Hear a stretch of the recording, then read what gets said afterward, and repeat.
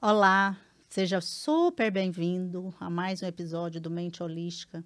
Hoje eu estou aqui com um convidado que é assim um estudioso, uma pessoa muito ativa que trabalha nessa coisa mesmo da saúde, tanto né, do lado da medicina tradicional, quanto agora desses outros conhecimentos, esses saberes que estão por aí, que a gente entende que realmente trabalha com a gente, né, na gente como um todo mesmo, né, o ser integral.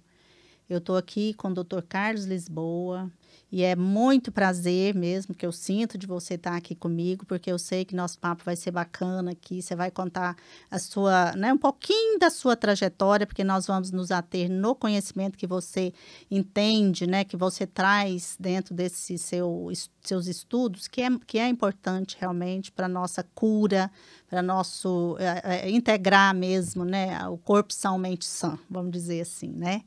Então é Perfeito. isso, doutor Carlos. Muito prazer, viu? Estamos aguardando aqui. Como que é que. Prazeres aí. Eu já quero agradecer, né, essa oportunidade, porque eu acho que é muito importante trazer essa visão, né, Sim, atual de uma abordagem que leve em conta a integralidade do ser. E qualquer oportunidade que isso possa ser divulgado é muito importante para a gente que trabalha nessa área, com né? certeza.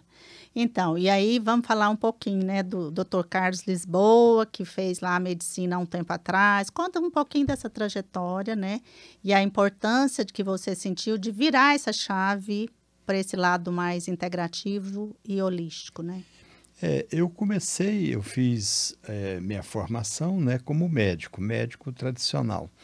E fiz residência em clínica médica, fui para doenças infecto-contagiosas, e, mas sempre gostei muito da saúde coletiva. Uhum, E aí eu fui para a USP, para a Faculdade de Saúde Pública, comecei a dar aula e fazer vários cursos de especialização, mas sempre na área de gestão, planejamento. Eu fiz o curso, né, que era o nosso cursão, que era 1 ano, né? sim. Administração e planejamento em serviços, sistemas. Depois fui à ENSP, fiz planejamento internacional, fiz uma série de cursos, mas todos voltados para gestão, Sim. em São Paulo. E aí comecei a trabalhar, dar aula, que era uma coisa que aquilo me dava mais prazer, era a coisa docente. E fiquei nessa vida, né, intercalando às vezes com ocupar um cargo na gestão, trabalhei no município, no estado de São Paulo, trabalhei no Ministério da Saúde. Uhum. Quando eu vim para Goiânia, eu fiquei no município, mas trabalhei na Secretaria Estadual. E depois de muitos anos, há uns 15 anos atrás, eu comecei a me interessar pela medicina holística, e o exemplo que a gente tinha, como eu sou médico, Sim, o mais próximo era a acupuntura, que era uma especialidade médica reconhecida. sim. Só temos duas práticas holísticas reconhecidas pela Associação Médica Brasileira, é a homeopatia e a acupuntura. Uhum.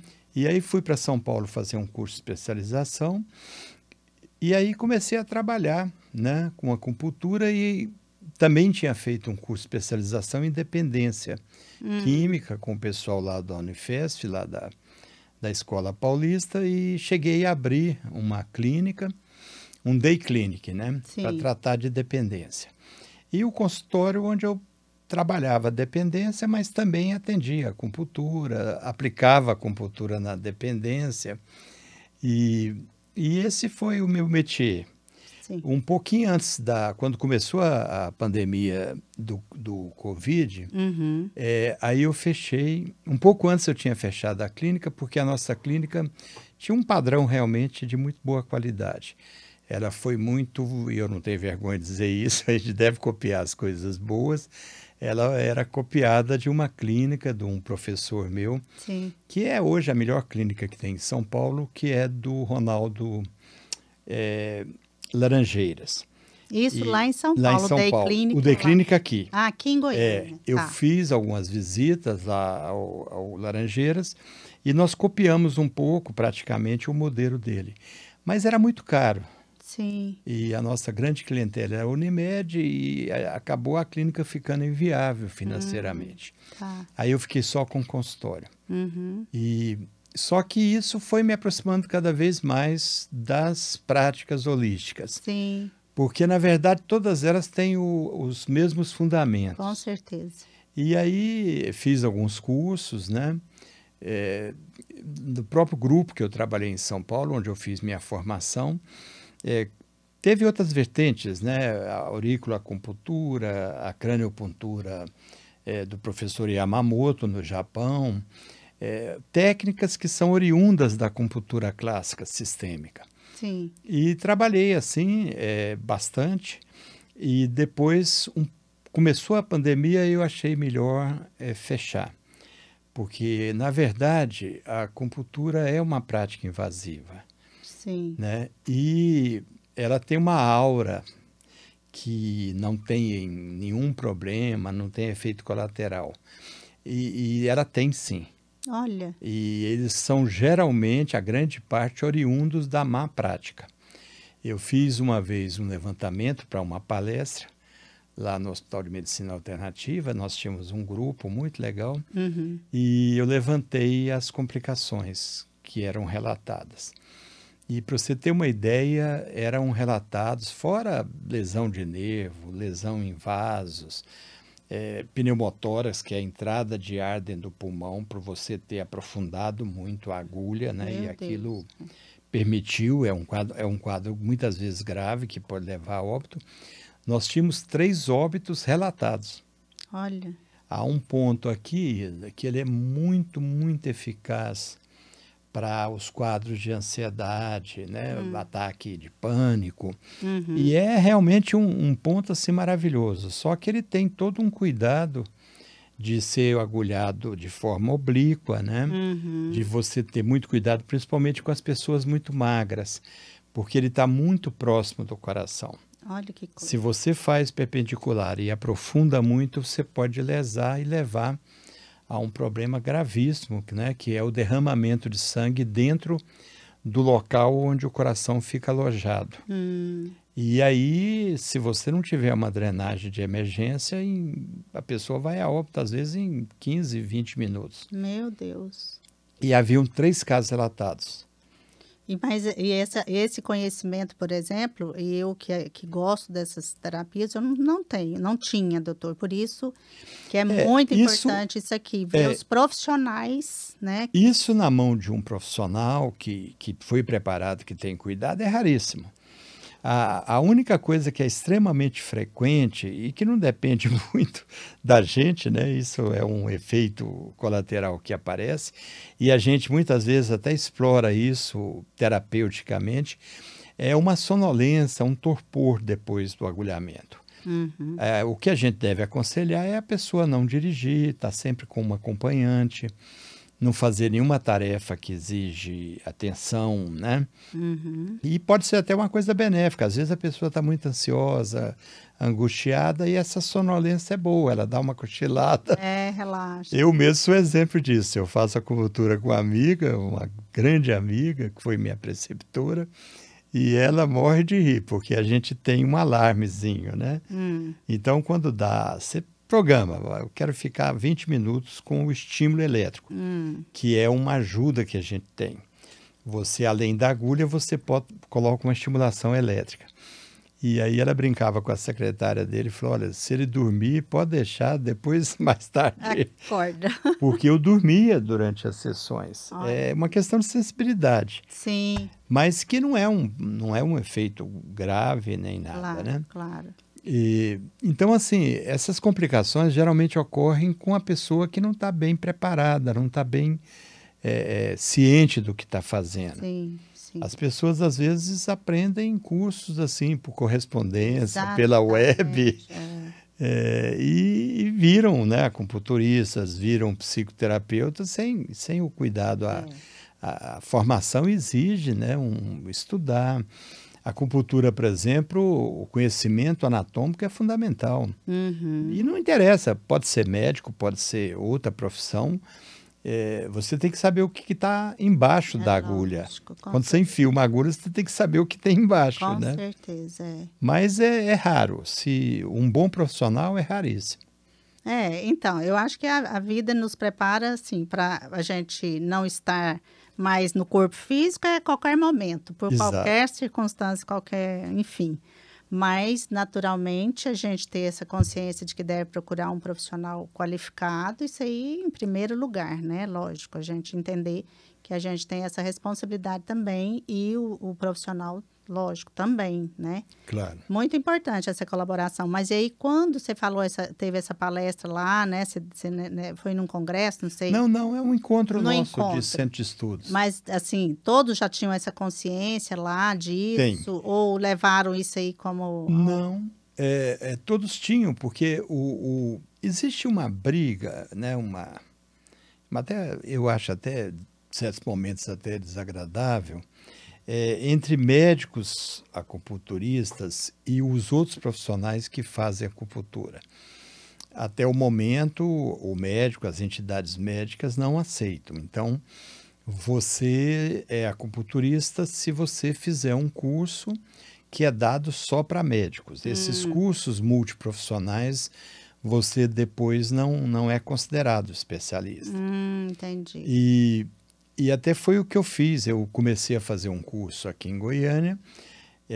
O coordenador, o professor, foi até muito ético, ele colocou essa questão e eu fiz aqui uma parte da minha formação, mas percebi que se eu quisesse atuar de uma forma mais incisiva, e eu tinha muito interesse também de levar isso para a universidade. Na época eu já estava ligado à PUC, coordenava cursos de pós-graduação na Federal e também participei desde a criação do curso de medicina lá da Unevangélica, em Anápolis. Então eu vi que eu precisava de ter essa qualificação. Aí eu deixei tudo, perdi aí quase um ano. Perdi não, porque foi bom. Fui para São Paulo e fiz o curso com a Associação Médica Brasileira de Acupuntura, que era reconhecido. Mas essa briga existe, né? E a gente tinha uma expectativa muito grande com a Lúcia Vânia, quando foi feita, há uns anos atrás, a discussão do ato médico. Que isso fosse realmente organizado, o que cada um pode fazer. Mas não evoluiu muito, então a gente tem muita briga, muito problemas sérios. Em alguns países, o fisioterapeuta pode fazer, mas o âmbito dele é diferente do médico. Ele trabalha mais voltado para a questão osteomuscular, para os problemas ligados, onde ele tem um conhecimento adequado. Mas aqui no Brasil virou essa coisa de uma terra de ninguém. Né? Eu conheço advogado que faz acupuntura. E o problema maior ainda é que você vê, às vezes, que esses cursos não preparam realmente o profissional. E o cliente, ele não é obrigado. Eu fui residente de um grande mestre lá em São Paulo, ele é professor Reinaldo Chiaverini, da USP, e ele que era um crítico, ele era um médico maravilhoso, e ele falava, olha, quando a gente abre uma porta e diz que atende, você tem que ter uma infraestrutura para atender coisas graves. O paciente não é obrigado a saber que ali pode ou não pode, tal coisa não dá para ser atendido. Se abrir uma porta, eu acho que talvez seja um dos poucos médicos acupunturistas que eu tenho guardado em casa todo o equipamento, e eu sei usar, de reanimação. RPC, de reanimação cardiovascular. Porque eu fico pensando, de repente eu vou fazer acupuntura num cara que tem um marca-passo. Às vezes não tem nada a ver com a agulha, mas ele faz uma arritmia grave. E aí? Tem que entender o que está acontecendo. Você tem que saber, né? Claro, E eu no consultório eu tinha equipamento, inclusive, para choque, para cardioversão. Nunca usei, graças a Deus, mas estava lá. Mas é isso, o negócio é saber usar. Exato. E saber, né, exatamente isso. Eu tenho aquilo, a minha responsabilidade em relação ao que acontecer aqui dentro, né? É muito interessante, porque para mim é novo isso, essa coisa de ter algo que poderia acontecer, porque eu sempre, né, vejo como, e é realmente uma terapia sensacional, né, resolve mesmo É é espetacular. espetacular, né? Então, mas é bom a gente saber isso, e é isso. Aqui a gente também deixa, né, esses avisos, a importância do bom terapeuta. Isso é fundamental. E saber onde você pode usar e, e qual é a eficácia, né? É. Eu fiz uma formação que chama Mobilização do Ki mental. É um nome, é um homem que eu tive o prazer de conviver, professor Isao Yamamura, da Escola Paulista de Medicina. Uhum. E ele fez uma descoberta que, infelizmente, não foi muito divulgada. Ele começou a ver, lá na Escola Paulista, tem um ambulatório de acupuntura, Uhum. e alguns casos não melhoravam. Olha. Não melhoravam. Tinha aquela melhora inicial, passava 1 mês, 2 meses, voltava a dor, principalmente dor. E ele é um homem extremamente, de um conhecimento profundo, extremamente profundo. Ele traduziu grandes clássicos do mandarim para o português, Olha é que legal. uma sumidade. Ele faleceu agora há pouco. E ele viu que essas patologias dolorosas, né, de congelamento de ombro, né, as lombociatalgias, elas tinham, muitas delas, uma fundamentação emocional muito forte. Sim. E que você só tirar a dor e fazer energia circular não era suficiente. Você tinha que trabalhar sobre esses traumas. Com certeza. E eu vi um caso que eu fiquei assim maravilhado. Era uma senhora e foi criada com uma tradição católica muito forte, né? Uhum. E o marido era um cara violento, alcoólatra. E ela suportava aquilo, primeiro porque não tinha como sair daquilo, não tinha profissão, não tinha como se sustentar os filhos. Sim. E também pela concepção religiosa, né, de não se separar, Exato. né, muito forte, porque ela teve uma educação muito rígida. E teve um dado momento fazendo essa técnica, porque essa técnica você vai fazendo uma regressão. E ela fala de um momento onde o marido a maltratou e foi bater nela. E ela teve um gesto de agredi-lo. Sim. Naquele momento, ela fez um congelamento de toda essa musculatura Olha. do membro superior. Travou, dando uma dor tremenda e que não melhorava. No momento que ela trabalhou esse trauma, ela, em 2, 3 sessões, ela ficou boa. Nossa, sensacional. Então, assim, agora, tem que ter bom senso. Eu vejo de vez em quando o contrário. Gente mal preparada, falando que cura câncer, que cura... A acupuntura pode ajudar no câncer, no sentido de diminuir a dor, de combater as náuseas, né, em quem faz quimioterapia, mas ela não cura câncer. Sim. Então tem que ter bom senso, né, Isa? E aí, doutor, essa questão, né, por exemplo, de ombro aqui, você explicou o trauma. Eu já li também, né, que fala assim, quando a gente começa com tremor em determinado, né, direito ou esquerdo e tal, também que tem essa coisa de ter vivido muitas experiências negativas e que a gente reprime aquela vontade de dar um murro na pessoa. Exato. Então, que isso gera bursite, gera essa coisa.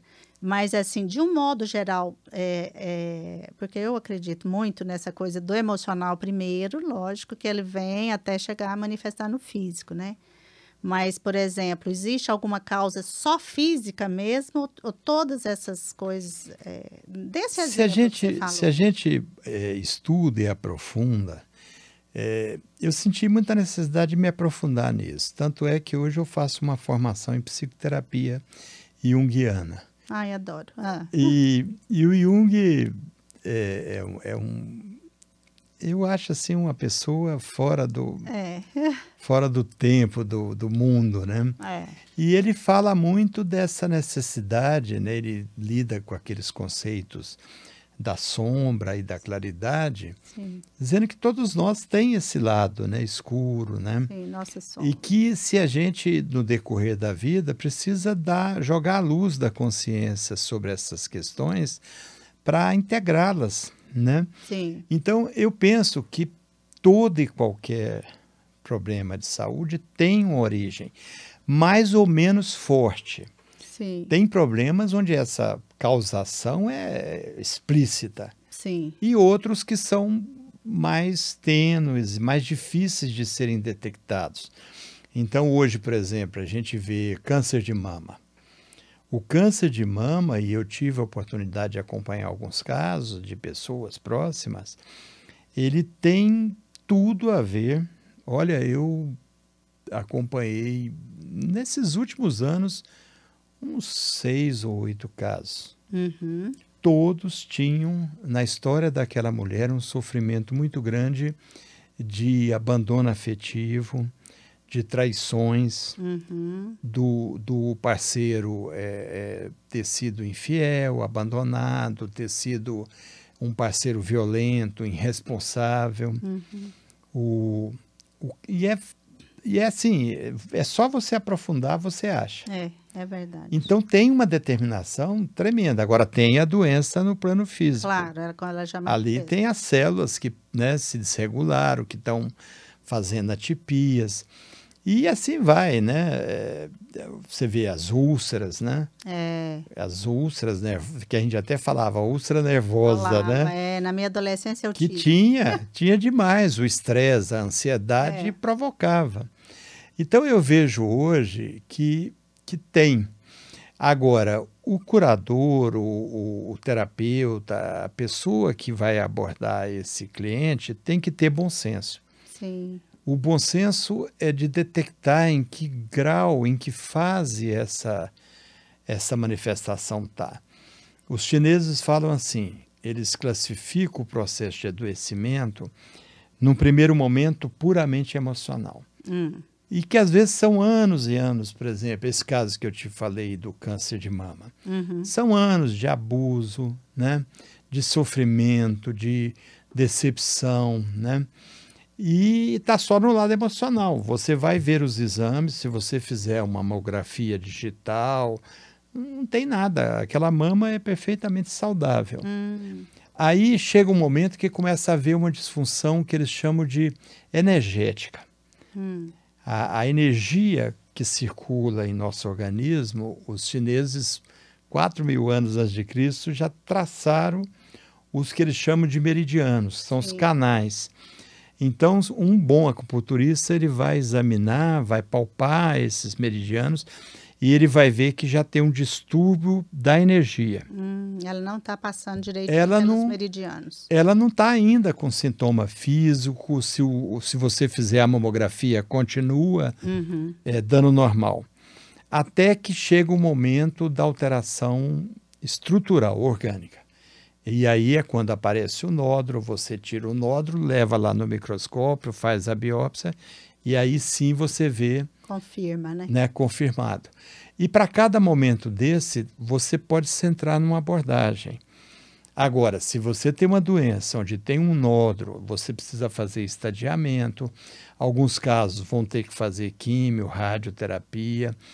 O que não pode é esse indivíduo ser irresponsável. Não, o seu problema eu trato aqui com a fisioterapia, com, sei lá, né? Até a própria com a acupuntura. Exato. Os chineses, eles dão assim, que é um processo. A pessoa não fica doente de repente, né? E eu tive um grande mestre em São Paulo, Jorge Guimarães, com quem eu aprendi muito. Na verdade, eu fui para lá para fazer luta.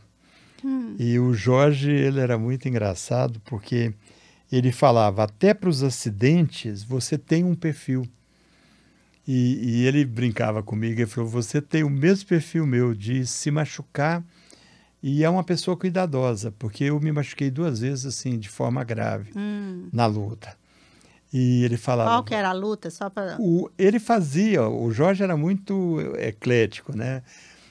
Se fosse classificar hoje, seria boxe tailandês, Porque, na verdade, eu sofri, assim, mas foi muito bom para diminuir Ah, o orgulho, né? ah, Eu fui, na verdade, porque eu vi uma vez uma apresentação dele com alunos hum, superiores da espada.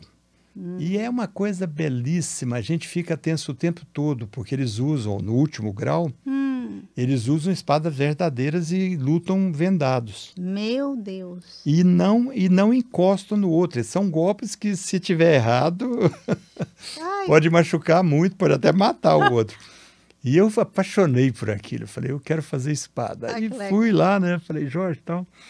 Aí ele começou a rir na minha cara. Falou, você acha que você tem perfil para aprender espada? Ah, Eu falei, por que não? Eu sei que eu sou ocidental, mas ah, eu vou me esforçar. entendi. Ele falou, Carlos, você é uma pessoa que tem um outro perfil.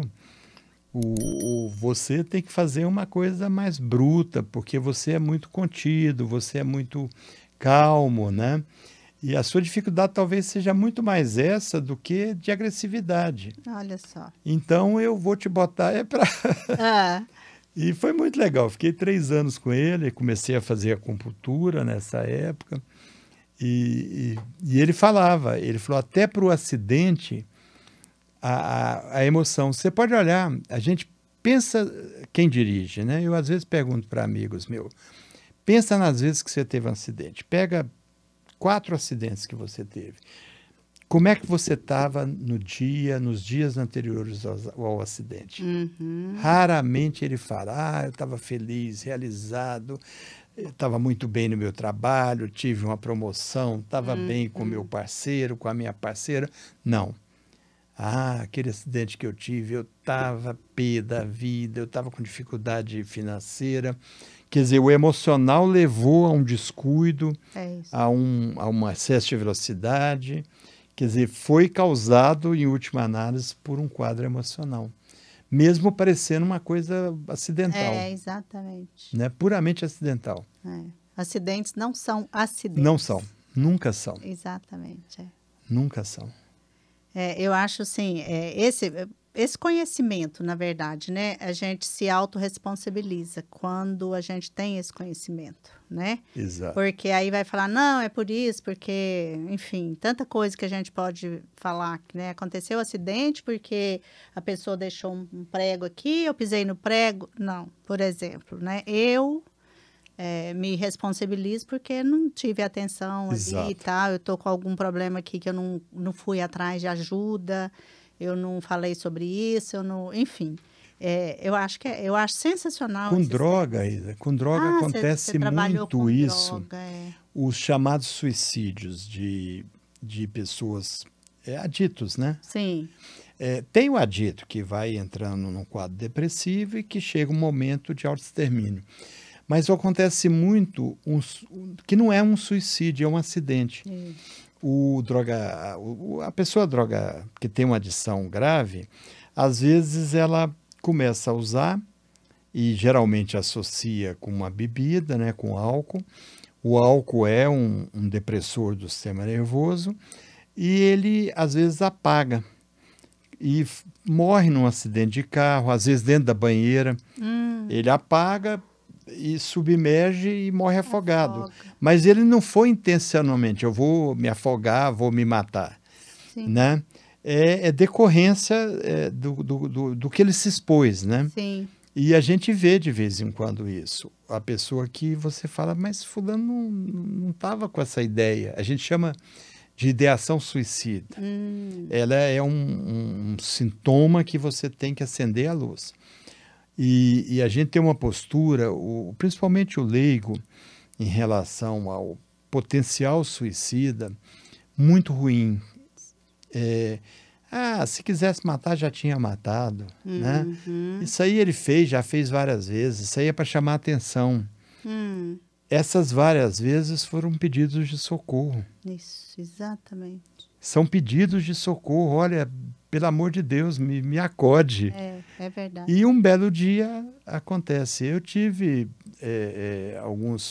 poucos, né, pacientes que quando começa a falar, eu não tenho mais vontade de viver, não sirvo para nada, eu só dou trabalho para para minha esposa, ou para minha mãe, ou para o meu parceiro, eu já acendo a luz. Falo, vem cá, senta aí.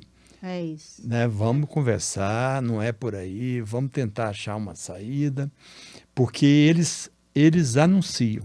Exato. Raramente o suicida morre de forma silenciosa. Ele anuncia que vai cometer. E no fim, às vezes, até comete, né? Infelizmente. Infelizmente, e nós estamos nesse momento agora, né? A gente sabe que o planeta está difícil, nós estamos vivendo momentos muito desafiadores em todas as áreas, né? E essa coisa da gente...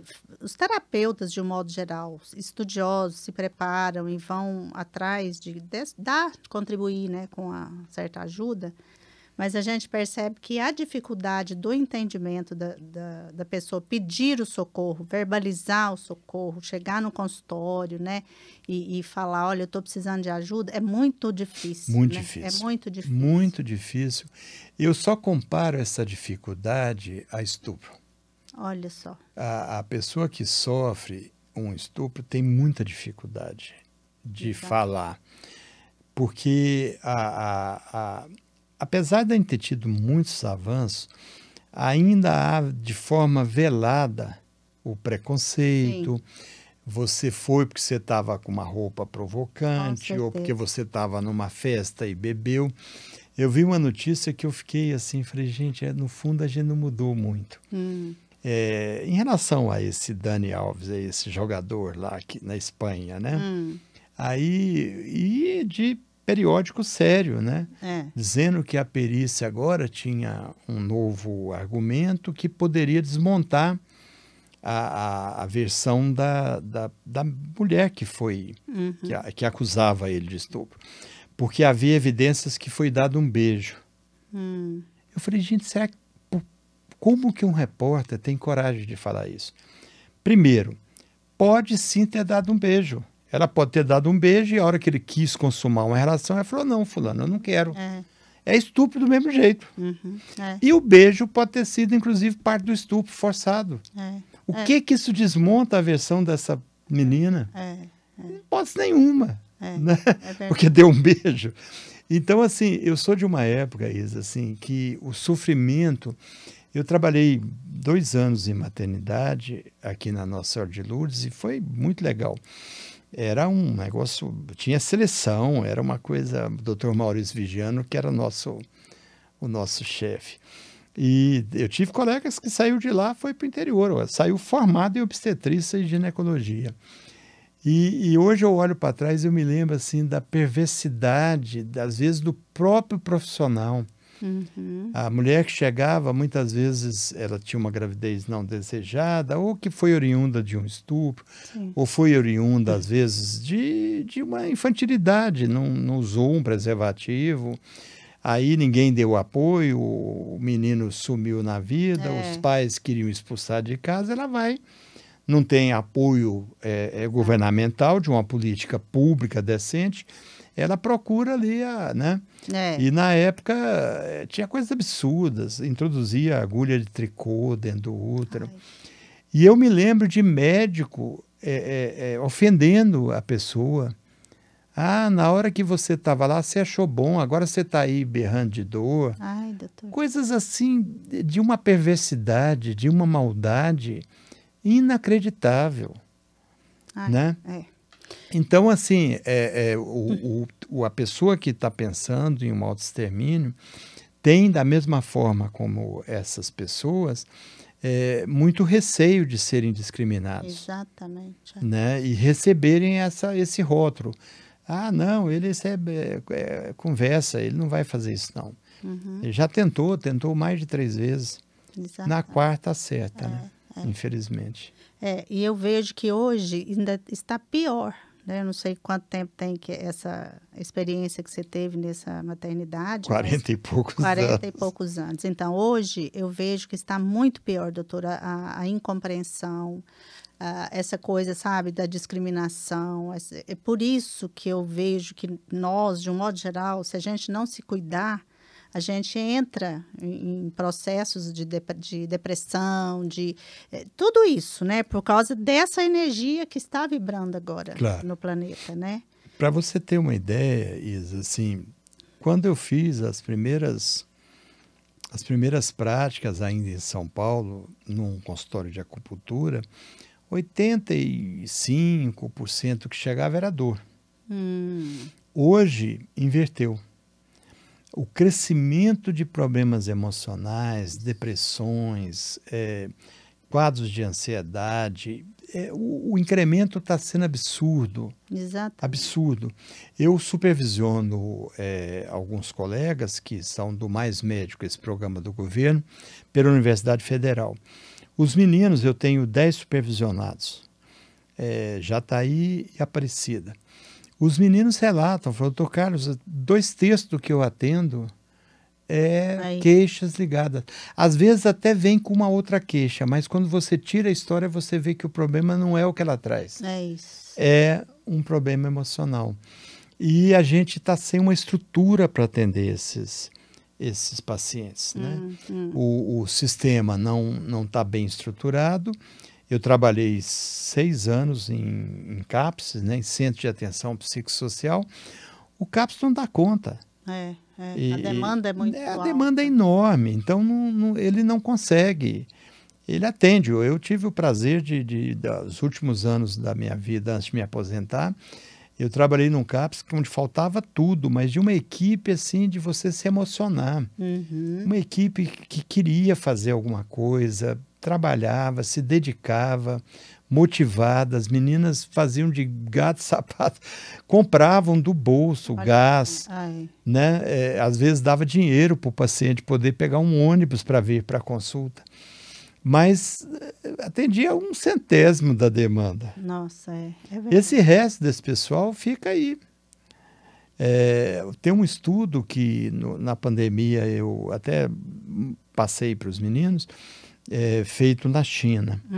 O incremento de quadros, eles pesquisaram só ansiedade e depressão. E não foi de papo, não. Eles aplicaram determinados instrumentos, quer dizer, são diagnósticos comprovados, né? De profissionais que estavam ali na linha de frente. Houve um incremento médio de 17% nos profissionais. Nossa Senhora!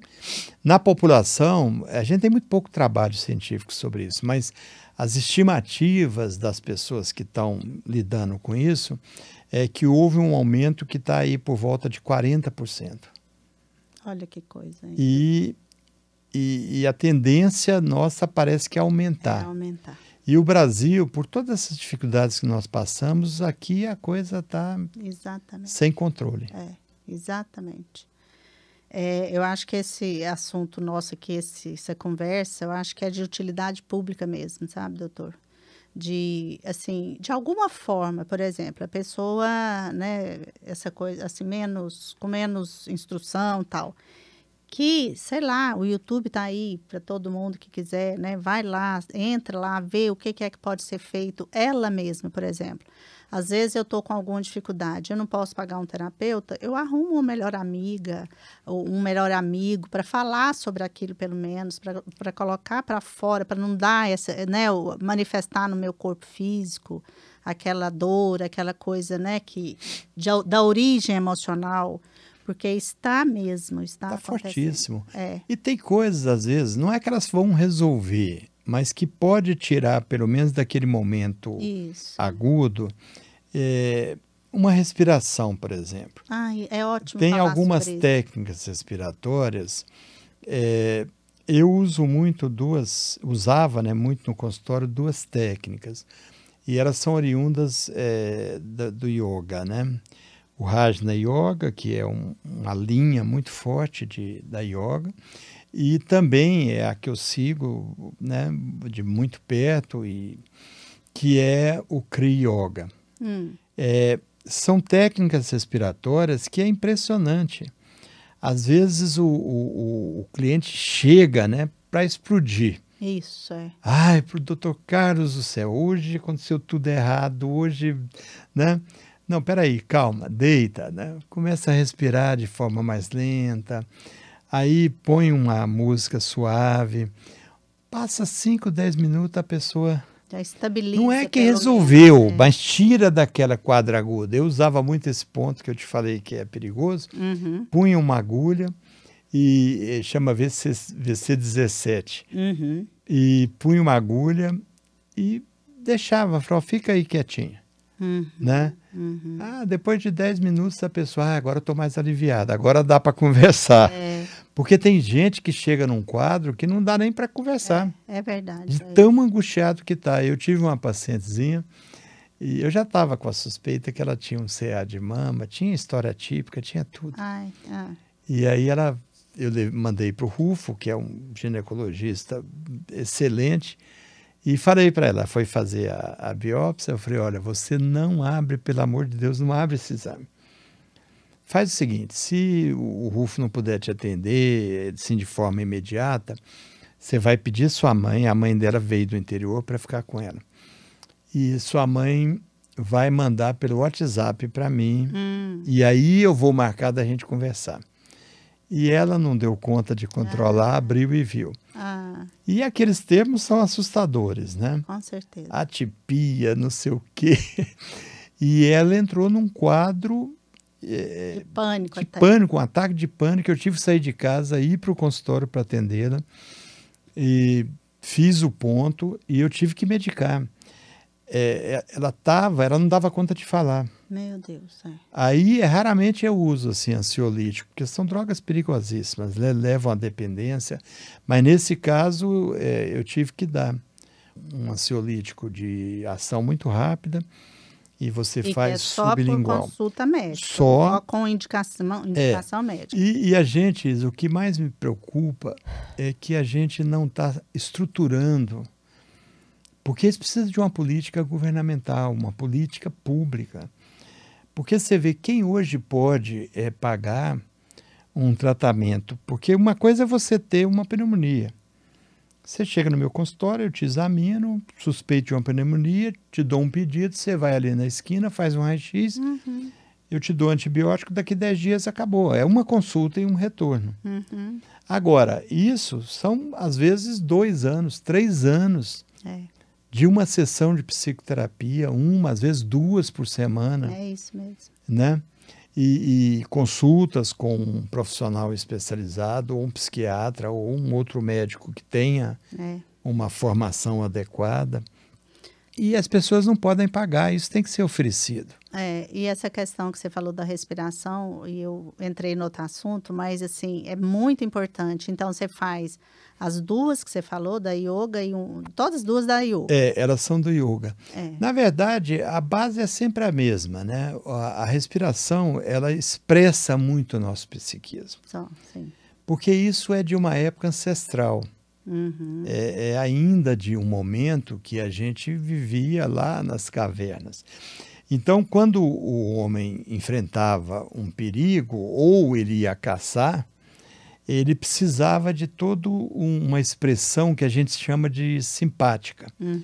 Havia uma regulação dentro do metabolismo dele com liberação de certas substâncias que estão da cardia, aumenta o fluxo sanguíneo, dilata a pupila para ele enxergar bem, né?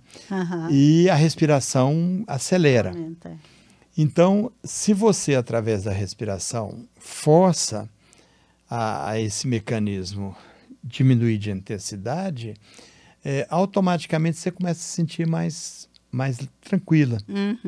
E a respiração é uma inspiração e expiração lentas, né? Que aqui a finalidade não é trabalhar com Kundalini, com chakras, aí é outra história. Claro. Aí você tem que introduzir ritmos, mantras, são sons, né, sagrados. E aí cada chakra tem determinadas cores que estimulam, aí é um processo... Mas para esse processo imediato, funciona muito bem. E acalma mesmo. Que coisa boa. Você pode fazer isso dentro de casa, às vezes a gente está tenso, está fazendo um trabalho, está muito angustiado. Faz ali, para com tudo, né? Senta confortável ou deita. Sim. E faz essa inspiração. Geralmente a gente pede que se faça uma inspiração lenta e que, se for possível, retenha um pouquinho a respiração. E depois expira mais lentamente ainda. A expiração deve ser um pouco mais prolongada do que a inspiração. Tá. Então, devagarzinho, a pessoa vai se acalmando e aí ela pode até enfrentar aquele problema com uma capacidade maior de resolver. Sim. Porque o que acontece é que você, quando está muito ansioso, você acaba fazendo Ah, besteira, não vê total, saída, total. faz coisas que normalmente você não faria, toma Se atitudes arrepende, né? precipitadas, se arrepende. É verdade. Nossa, eu tô assim adorando essa conversa. Eu também, É, eu falo que, que né, bom, a gente tem um tempo aqui, né? é claro. Mas eu queria, assim, quero, né, pedir para você, assim, dar uma dica para as pessoas. Essa você já deu da respiração, mas, assim, o que fazer, no caso, para te procurar? Nós vamos deixar aqui em algum lugar aí do YouTube, quando a gente lançar os seus telefones, que você Perfeito, permite isso, né? claro, E sem problema qualquer, nenhum. né, pessoa pode E ligar. pode ligar, a gente pode conversar, se a pessoa tiver interesse em fazer um tratamento mais prolongado, mas isso, Sim. inclusive, essa orientação que eu passo via WhatsApp, via e-mail, de dar, às vezes, um material, né? Um, um, um roteirozinho para a pessoa. Sim. A própria dietoterapia chinesa, ela tem determinados alimentos que são também, eles acalmam, Olha só. né? A hortelã, por exemplo, o chinês classifica mais em termos energéticos. Ele não trabalha tanto com essa concepção nossa de calorias. Então, tem substâncias que são mais frias, mornas, né? Que ajudam a acalmar. E na fitoterapia a gente tem coisas assim maravilhosas, né?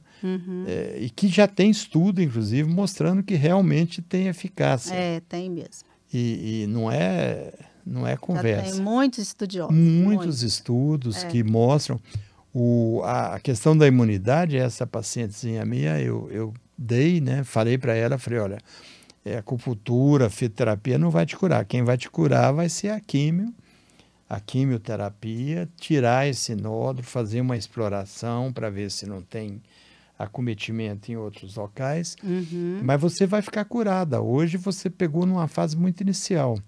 Agora, vamos fortalecer sua imunidade para suportar bem a quimio e também para combater a própria neoplasia, o próprio câncer. Sim. O açafrão, por exemplo, hoje tem trabalhos mostrando de forma inequívoca.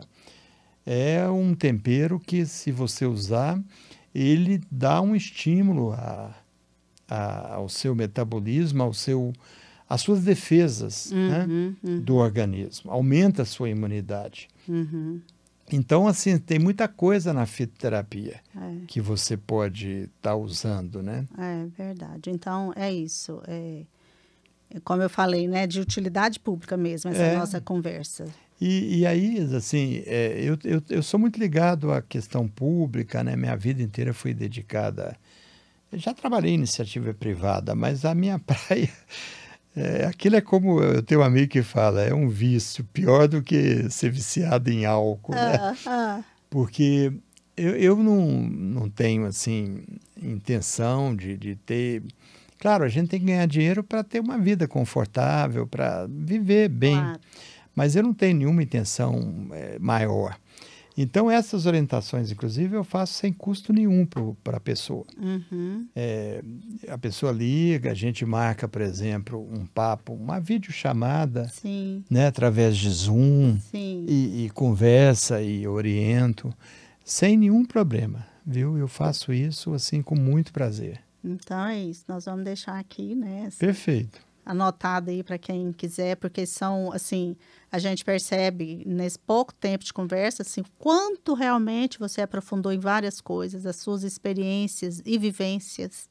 Quer dizer, isso dá, né, uma autoridade no assunto. Eu vejo que, assim, a capacitação, ela foi explícita aqui, pelo menos, assim, para mim até agora, e eu acredito que quem te ouvir, né, quem nos ouvir. Então, é isso. Eu quero agradecer realmente Imagina. o seu tempo, assim, tudo isso, porque eu acho que quando você se propõe, né, a falar aqui disso tudo que falou tão claramente, assim, é um serviço prestado, realmente. Então, doutor Carlos Eu que Lisboa, agradeço. muito, muito Eu agradeço, obrigada, viu, Isa? viu? Agradeço demais essa oportunidade. E até quero fazer uma provocação a você, né? Hum, Eu sei que você está desenvolvendo um trabalho assim muito importante de levar essas questões. E se você precisar em outra oportunidade, eu estou inteiramente à disposição. Na época que eu estava ligado à universidade, e também depois nessa formação, a gente pensou muito em criar um canal. Era o começo, né, dessa coisa das sim, redes, né? sim, E eu me lembro que a gente conversava lá no curso com alguns professores, e é uma coisa que eu me ressinto. Hoje avançou. A nossa associação, o Colégio Brasileiro de Acupuntura, tem a Associação Médica Brasileira, estão oferecendo, mas pena que é fechado a médicos. sim. Eles estão oferecendo muita oportunidade de atualização, de capacitação, mas eu penso muito em se criar mecanismos para o indivíduo comum, Hum, para o leigo, uhum, né?